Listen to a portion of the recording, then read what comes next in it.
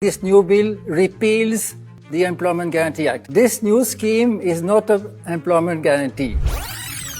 The BJP is very clear. We are not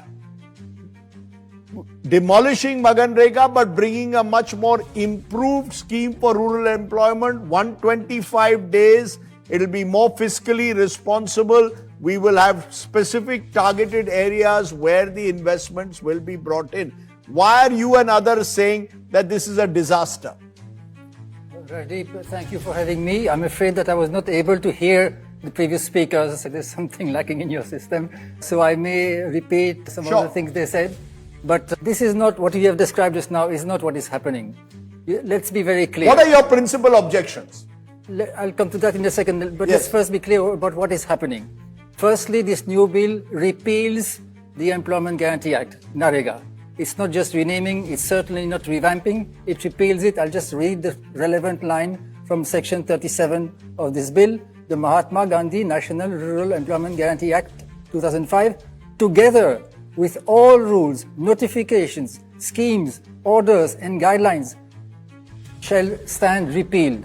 So not just the act, everything, the schemes, orders, notifications, everything, not right now, when the new scheme comes into force. Now, so repeal junk NREGA, bring in a new scheme. This new scheme is not an employment guarantee. Why? Because the central government retains all the powers. It has, it can decide when the schemes, where and when the schemes comes into force, the financial allocations, the wage rates, almost everything, and it has no significant obligations. The worst part of this discretion is what we call the switch-off clause. I'll just read it very quickly. It says, the state government shall, in such rural areas in the state as may be notified by the central government, in such rural areas of the state as may be notified by the central government, provide to every household whose adult members volunteer to do unskilled manual work not less than 125 days of guaranteed employment.